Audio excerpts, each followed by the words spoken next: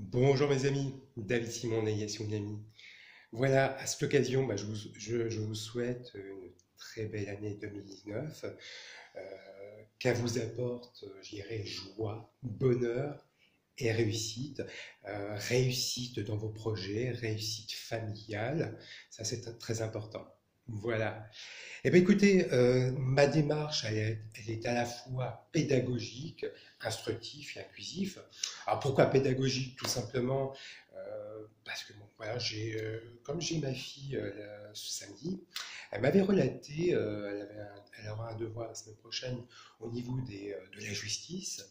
Et je dis comme quoi, bah, tu vois, j'étais surveillant pénitentiaire, et puis elle me pose une question, qu'est-ce que le code de procédure pénale?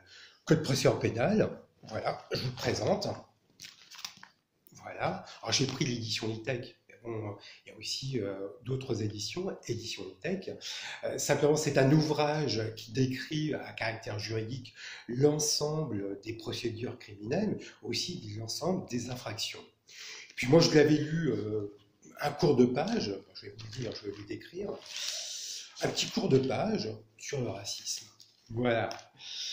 Donc, article 2-1, toute association régulièrement déclarée depuis au moins 5 ans à date des faits, se proposant par ses statuts combattre le racisme ou d'assister les victimes de discrimination fondées sur leurs origines nationales, ethniques, raciales ou religieuses, peut exercer les droits reconnus à la partie civile en ce qui concerne, d'une part, les discriminations réprimées par les articles 225-2 et 432-7 du Code pénal L-2004-204. Voilà, par rapport aux atteintes volontaires à la vie, à l'intégrité de la personne. Voilà, ça c'est important, j'avais lu pour vraiment à titre éducatif. Et j'avais présenté mon métier de surveillant à ma fille Inès. Comme j'étais surveillant pénitentiaire, stagiaire et le Mans Croisette, j'ai passé un concours d'État, ça il faut le savoir, et passé à l'ENAP, à l'école de l'administration pénitentiaire. À l'école de l'administration pénitentiaire. Et j'avais décrit mon poste de surveillant, voilà, la carte de surveillant pénitentiaire, David Simon. Donc, j'étais au poste de parole avocat. Alors, mes missions, simplement, c'était de recevoir les personnes placées sous main de justice, où ils avaient rendez-vous, simplement avec leurs avocats, avocats auxiliaires de justice, je dirais, le pôle pénitentiaire. Ça, c'est important pour leur intégration, aussi pour leur conseiller d'insertion et de probation, pour leur suivi, mais aussi au niveau des audiences. Alors, des audiences au niveau des magistrats, parce que je recevais aussi des magistrats, des procureurs, je dirais des juges des affaires familiales, des juges des applications des peines, mais aussi des gendarmeries, des policiers nationaux, gendarmerie nationale, mais aussi des huissiers pour leur notification auprès des personnes placées sous main de justice. Ça, c'est important. Alors, moi, j'avais une certaine, je dirais, une élégance oratoire. Et pourquoi on me parlait de cauchemar par avocat et cauchemar pour poste par avocat? J'avais cette exigence, cette intégrité professionnelle, cette conscience professionnelle qui me permet, qui me caractérise et qui me symbolise. Pourquoi? Tout simplement, moi j'avais une bonne connaissance, j'ai effectué mon service militaire à Castelnaudary, voilà, tout simplement, puis l'état de service, certificat militaire. Mon CV, vous voyez bien, Monsieur David Simon, né Yassimunami, voilà. J'avais effectué mon service militaire au 2e régiment d'infanterie de marine Mécassaovour, 15 Mangin 95-04. Et mes expériences professionnelles me permettaient, tout simplement, j'étais stagné au niveau du fonction support commercial. Service aux entreprises, service aux particuliers, j'étais commercial commercial dans les secteurs du déménagement, transport déménagement, Tremblay déménagement, déménagement breton, commercial au niveau des assurances, MMA, Covea, AXA, Prévoir. Donc j'avais plutôt stagné. On m'avait proposé un poste de parole avocat. J'avais beaucoup de connaissances au niveau du droit et ce charisme qui me caractérise, qui me symbolise, et cette élégance oratoire, cette prestation oratoire qui bah, est plutôt un avantage. Donc on m'a mis, c'est à la fois dans ce poste de parole avocat, c'est plus une valeur ajoutée. En un mot, c'est quoi? C'est de recevoir les magistrats, aussi les personnes placées sous la justice, mais aussi de considérer ce travail en toute intégrité, en toute impartialité et en toute probité. Et ça, c'est important. C'est une forme de valeur ajoutée. Voilà, une forme de valeur ajoutée. C'est à la fois un travail autonome et à la fois multidisciplinaire. Alors autonome, pourquoi? Je remplissais des missions régaliennes, dans un sens où je fouillais lorsque les personnes placées sous main de justice venaient me voir pour leur convocation auprès de leurs avocats, mais aussi au niveau des audiences des magistrats, mais aussi des audiences gendarmerie et police nationale, ça c'est important. Donc je les fouillais et je leur plaçais directement au niveau des bureaux, au niveau des audiences par leur avocat. Voilà, en toute neutralité, en toute impartialité et en tout, je dirais, c'est un mot professionnel.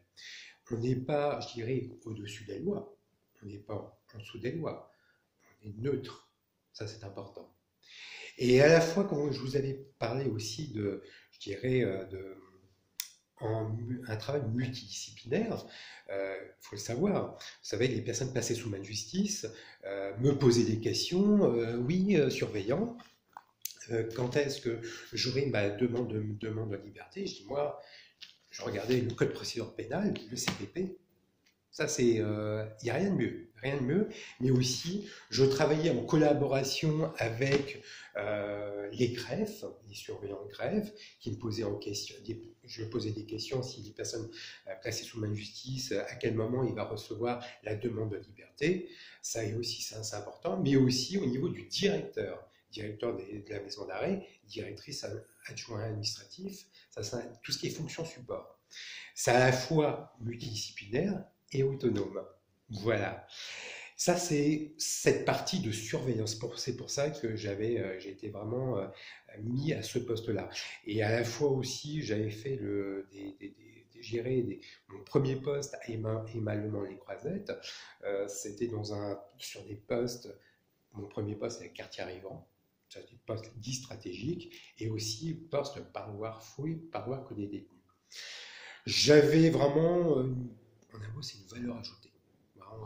Vraiment une valeur ajoutée, le professionnalisme, les qualités essentielles d'un surveillant, c'est le sens de l'observation, le sens de l'écoute. Voilà. Ce que je peux vous dire, moi j'ai eu je dirais, ce poste à la fois, on est à la fois psychologue, éducateur, policier, je dirais même à la fois un sens du service social, ça voilà. Et il m'est arrivé, les faits qui est arrivé en 2010, quand j'étais surveillant pénitentiaire, c'est-à-dire au poste de parole avocat. Ce moment-là, il était très très très important. Pourquoi? Parce qu'il y avait Monsieur Olivier Rayon, qui était à l'époque directeur Émalement-les-Croisettes, avait laissé passer des services de renseignement généraux de la Sarthe. Voilà. Lorsque vous réussissez un concours d'État, vous passez directement au service renseignement généraux de la Sarthe. Moi, je dépends du Mans, mais comme j'ai effectué mon service militaire, je ne devais pas passer par cette case-là, par les services renseignement généraux de la Sarthe, rue Docteur Leroy. Et on va pas faire, surtout pas faire ça. Il fallait passer directement à la gendarmerie du Mans. De ma région, de ma ville, que je dépends. Moi, je dépends du 2e régiment d'infanterie de marine, caserne Saint-Martin-des-Palières, Aubourg-Champagné. Ça, c'est important. Ayant effectué l'armée, service militaire. Et comme ça, ils pourront constater mes états de service en fonction, je dirais, du métier de surveillant que j'ai reçu le concours. Voilà. Ça n'a jamais été fait, ça n'a jamais été fait, ça n'a jamais été pris en compte. Jamais.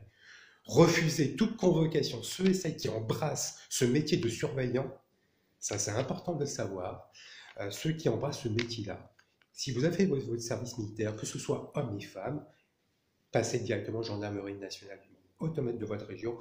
Je ne sais pas comment ça se passe maintenant, nous sommes en 2019, mais c'est le seul département, la Sarthe, le seul département, j'espère qu'au moins c'est la sécurité intérieure qui s'en occupe, j'espère, et c'est pour ça que je vais en cours de cassation. Mais je vais vous dire la chose qui m'est arrivée en 2010, c'est ces personnes, messieurs et mesdames les services renseignements généraux à Sarthe, se sont invités chez moi à une époque à 11 rue Herpel, où j'habitais avec ma famille Inès. Voilà. Voilà. Et se sont invités à dans mon appartement à l'époque, en 11 rue Herpel, et appartement numéro 31, troisième étage, maître Galéroy, l'ex-avocat, et maître Sandra Jovaux sont venus me voir. Pourquoi j'alliais le métier de surveillant, ma vie de famille, j'étais en couple, j'étais marié, et aussi ma vie professionnelle en qualité de surveillant. Ça, c'est une question. Comment il fait pour allier la vie sportive, la vie professionnelle, la vie familiale? Qui j'étais, ils n'avaient pas mon dossier administratif. Et en 2010, ils sont venus au poste de paroi avocat, mesdames et messieurs, les services de renseignement généraux de la Sarthe, pour vous dire, mais qui vous êtes? Je ne veux pas d'avoir d'arabe au poste de paroi avocat. Écoutez, moi je suis français d'origine marocaine berbère, je m'appelle David Simon, alors je vous explique, j'ai effectué le service militaire et ces personnes-là n'avaient pas le dossier administratif. Écoutez, moi après M. Aubry, je dis, mais regardez, M. Aubry a des services d'enseignement généraux à Sarthe, je lui ai donné, j'ai passé un entretien, il n'y avait pas de souci. Voilà, honnêtement, tout a été vérifié. Moi, j'ai fait le boulot, j'ai reçu un concours d'État, j'ai passé l'entretien, ça a été validé. J'ai regardé, il n'y avait pas de souci. Oui, mais monsieur Simon, mais qui vous êtes? Je dis, mais attendez, monsieur Simon. Moi, madame, j'ai monsieur, mesdames et messieurs, moi j'ai passé un entretien en service d'enseignement général à ça, j'ai changé mon nom et mon prénom. Ils ont vérifié. Je leur ai dit que j'ai changé mon nom auprès d'un avocat, maître Caroline David, ex-Oléon, à l'époque en 2001-2002. Et moi, j'ai effectué le service militaire au 2e régiment d'infanterie de marine, Quinzaine, Saint-Martin-des-Palières, Quinzaine-Mangin, 95-04. Donc je dépends du ministère des Armées. Donc vous n'avez pas le dossier administratif. Ils avaient le dossier de mes parents, mais pas de moi. Et ceux de mon frère, mais pas de moi. Et je dépends du 2e régiment d'infanterie de marine. Et là, je dirais, le caractère incivilité s'est passé sur 3 étapes. La première étape, intimidation. Deuxième étape, insulte. Et on a eu des échanges à caractère, viril et musclé. Alors donc, ça s'est passé comment ça s'est passé? Bon, écoutez, moi, je suis resté droit dans mes bottes au poste de paroi avocat dans mon bureau, réellement dans mon bureau. J'étais là, bien fier, et il commençait à m'insulter, à insulter mon épouse, Laurence. Je n'ai pas bougé parce que je savais certainement des choses, je suis assermenté sur certaines choses, et je savais que Laurence, voilà, avait fait quelque chose. Et ils avaient insulté mon épouse, Laurence. Je n'ai pas bougé. Deuxième étape, insulter ma fille. Et là, j'ai commencé à prendre le bureau du poste de paroi avocat. Voilà, et je me suis contenu, réellement contenu. Et là, quand ils ont insulté ma famille, mes grands-parents, là, j'ai vraiment débordé. J'ai soulevé le bureau du poste de paroi avocat, je l'ai renversé. Ils étaient 5 sur moi. J'ai dit, partez messieurs, partez mesdames. Et c'est commencé à à venir aller. On allait in fine, je dis bien in fine, on allait avoir une conversation à caractère discriminatoire, assez viril et assez musclé. Ils sont tombés sur moi et là, ils sont partis, mais ils sont venus derrière, par derrière, pas par devant, par derrière. Je suis parti, je suis tombé par terre, mais j'étais roué de coups. Roué de coups. Donc vous imaginez bien, passage à tabac. Passage à tabac. J'ai eu un malaise cardiaque. Et heureusement, il y a un ex-collègue qui m'a fait du bouche à bouche. J'ai eu un malaise cardiaque. Et heureusement que l'infirmerie était à côté du poste de parole-avocat. Donc, en un mot, j'étais à l'époque personne dépositaire de l'autorité publique pénitentiaire et judiciaire et être agressé par des personnes dépositaires de l'autorité publique judiciaire. En un mot, pour synthétiser la chose, réellement synthétiser, j'étais surveillant à l'époque et agressé par des policiers. Voilà. Hors du commun, réellement hors du commun. Hors du commun. Alors, hors du commun, pourquoi? Parce que, simplement, c'est l'argent du contribuable ne sert pas à ça. Tout est bien. J'ai dit, écoutez, moi je suis des surveillant, je passe un concours d'État, c'est un bizutage. En un mot, c'est un bizutage, une agression à caractère discriminatoire. À caractère discriminatoire. Là, je constate. Et quand je réfléchis un petit peu après, avec là, il s'est passé en 2010, nous sommes en 2019. Il s'est passé beaucoup de choses. Mais au préalable, je me pose des questions aussi au niveau des avocats de barreau du Mans. Est-ce que sous le regard, sous le regard de la bienveillance de mon ex-supérieur hiérarchique à l'époque, Olivier Rayon, qui était directeur de Emmaillement des Croisettes, sous l'œil avisé de l'ancien commissaire divisionnaire François Chaumard, qui était le commissaire divisionnaire du commissariat Coiffeur à l'époque, Police nationale du Mans, mais aussi de l'ancien procureur de la République Joël Riotor, qui était procureur de la République du Mans. Donc tout ça mis bout à bout, vous posez des questions. Est-ce que les avocats de barreau du Mans étaient au courant de mon bizutage, de mon agression? Est-ce que mes supérieurs hiérarchiques de l'époque étaient au courant? Je dis bien Olivier Rayon, directeur, Le Mans des Croisettes, directrice adjointe Audrey Marcoux, chef de détention, Madame Bartel. Donc, directrice et directeur de l'administration interrégionale des services pénitentiaires de Rennes, Claude-Yves Lawrence. On peut se poser la question. Et puis, mes supérieurs hiérarchiques, capitaine Bertrand Coupeau, major Didier Peña. Donc, voilà, on peut se poser la question. Donc, à partir de là, je me dis, bon, écoutez, moi, en 2010, juin 2010, j'avais invité quelques avocats auxiliaires de justice, je veux dire avocats de barreau du Mans. Avocats de barreau du Mans. Maître Catherine Poirier, maître Christine de Montfarcy, malheureusement Sandra Joveau, maître Gaël Leroy de chez l'ex-avocat, mes supérieurs hiérarchiques côté magistrature, Madame Odile Guyenne, deux fonctionnaires de justice, Madame Dormand et Madame Jamin. Donc tout ça, et puis Madame Nelly Jousserand, qui est avocate générale de TJ Le Mans. Donc vous vous posez la question, c'est quoi ce bizutage? Donc j'ai pris les instruments juridicaux pénaux qui sont à ma disposition et je vais en cour de cassation. En cour de cassation, ça se trouve. La seule cour de cassation, elle se trouve à Paris. Son rôle de la cour de cassation, c'est de vérifier, je dirais, automatiquement les faits en matière civile, en matière, je dirais, criminelle, mais aussi en matière commerciale, les procédures. Voilà, moi j'avais fait une procédure par rapport à ça, et on va sur une classe action d'anciens surveillants stagiaires, mais aussi que j'étais, mais aussi anciens surveillants pénitentiaires titulaires. Class action, c'est quoi? C'est un groupement de personnes qui vont automatiquement, ils font une atteinte à une action de justice. Et on est pratiquement une quinzaine de surveillants pénitentiaires qui ont été agressés par une période donnée, entre 2010 et 2014. Voilà. Donc avant de salir une personne, assurez-vous, vous avez les mains propres.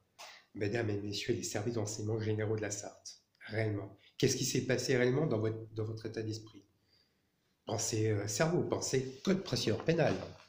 Réellement. Je sais pas. Vous m'avez visité, agressé, tout simplement parce que vous n'avez pas le dossier administratif, mon dossier administratif. Vous n'avez pas posé la question parce que j'ai effectué le service militaire au 2e régiment d'infanterie de marine, caserne Mangin, 95-04. Le travail n'a jamais été fait depuis 3 décennies. Pourquoi je mets tout sur les réseaux sociaux? Parce qu'on ne m'a jamais pris au sérieux, réellement pris au sérieux. Voilà. Donc je mets tout sur les réseaux sociaux. Réseau social Facebook, mais aussi réseau social LinkedIn. Comment ça se fait qu'à 3000, 2000, 3000 km, le ministère intérieur, moi je suis français d'origine marocaine berbère. Comment ça se fait que le ministère intérieur marocain, je ne vous cache pas, le ministère intérieur marocain est au courant. Le chef d'état-major royal des armées marocaines est au courant que j'ai effectué l'armée au 2e régiment d'infanterie de marine, caserne Mangin, 95-04, il y a 23 ans. Et comment ça, du nord au sud, est-ouest, ils étaient au courant. Comment ça se fait que le département de la Sarthe et région Pays de la Loire, j'ai région Pays de la Loire, mais aussi la ville de Mans n'était pas au courant que j'ai effectué le service militaire. Voilà. Et ça, c'est une question qui est très, très, très importante. Et puis, notre deuxième importante aussi, je ne cache pas, il y a aussi quelques personnes qui sont venues me voir. Des gens, Le Mans, des gens qui ont une certaine pignon sur rue, une notoriété locale. Quand j'ai habité à 11 rue Herpel, je dirais Patrick Bonello, Monsieur Patrick Bonello, Maître Julie Ducange de chez Fidal, Catherine Goupil, Monsieur Galland, qui ne m'avait pas cru que j'avais fait le service militaire, Valérie Destré, Solin Péchon, qui est de chez Covérifique, un collègue de ma femme, Laurence, ex-femme, je vais vous dire pourquoi, ex-femme, Laurence Vérité maintenant, les collègues de Laurence, Valérie Destré, Sophie Loison-Robert, beaucoup de choses. Donc, et puis, des personnalités assez connues. Donc, qui m'avait et aussi Madame Sophie Huguet, qui est la RH de Covérifique. Voilà. Et oui. Donc, Monsieur Solin Péchon et puis Monsieur Bonnet, qui était directeur juridique, qui était chapeauté aussi pour mon ex-épouse, Madame Laurence Vérité, avaient tenu des propos assez discriminatoires à mon égard. Donc, d'où cette procédure de divorce. Et oui. Donc, moi, je ne côtoie plus d'avocat de barreau du Mans. Je ne cache pas, je ne côtoie plus d'avocat de barreau du Mans. C'est fini. Pour ma part, c'est fini. Ne côtoyez. Si vous avez, moi, je ne côtoie plus d'avocat de barreau du Mans. Pour une simple bonne raison. Je ne sais pas, derrière la plaque d'avocat, est-ce que cette plaque en laiton, est-ce qu'il y a une connotation raciste? Est-ce que derrière, il y a une extrême droite, une extrême droite assez virulente, ou c'est de la voyoucratie? Donc je ne côtoie plus d'avocats, mais plus à Paris. Voilà, ça c'est important de le savoir. Donc voilà cette procédure. Là, je peux vous dire qu'il y a une procédure de divorce. J'ai fait un sacrifice de ne pas voir ma fille Inès pendant les vacances de Noël parce que il y a une belle procédure qui vont arriver en 2019. Et je voulais cette procédure, et je n'invente pas, elle est là. J'ai le droit, alors c'est assez folklore, au TJ Le Mans, c'est assez folklore. Assez folklore, comment vous expliquer, lors d'une procédure de divorce, vous allez vous passer au TGI, et Et oui, passer au TGI, et directement, vous allez, la première avocate de ma femme, c'était Maître Sandra Jovo, et le juge des affaires familiales, Olivier Guérin. Écoutez, moi, à ma Maître Sandra Jovo, je peux vous assurer, quand vous passez en face d'un juge des affaires familiales, mon Dieu, ah, c'est folklore, c'est assez comique, très très comique.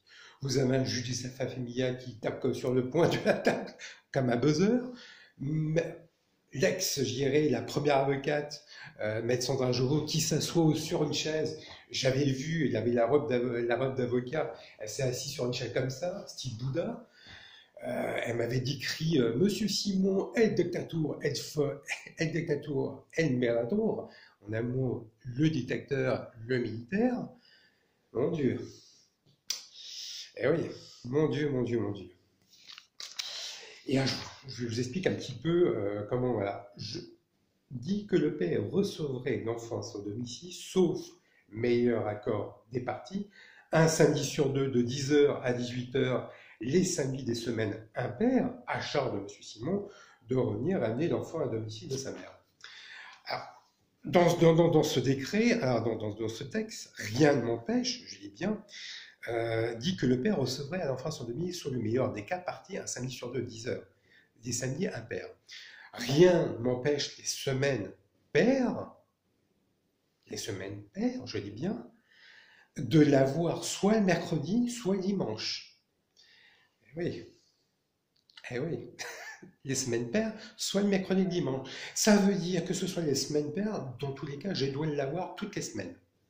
Soit les semaines impaires le samedi, soit les semaines impaires, alors les semaines impaires le samedi, et les semaines paires un mercredi ou un dimanche. Dans tous les cas, je dois l'avoir toutes les semaines.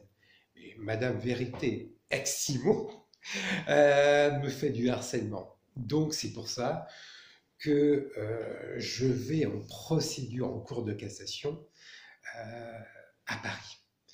L'une ne va pas sans l'autre. Je dis bien, l'une ne va pas sans l'autre. La procédure de cours de cassation pour l'agression quand j'étais surveillant, mais aussi pour le divorce. Pourquoi? Ça, c'est pas pour le divorce, parce que bon, le divorce, c'est les épines de la vie, hein. Voilà, on peut pas plaire à tout le monde, voilà, 18 ans de vie commune, voilà, moi, il n'y a pas de souci, hein. Mais aussi, c'est pour, là, il y a quand même réduire les droits parentaux, là, c'est réduire les droits parentaux, là. Et je peux vous assurer que, automatiquement, je vais faire valoir mes droits de papa.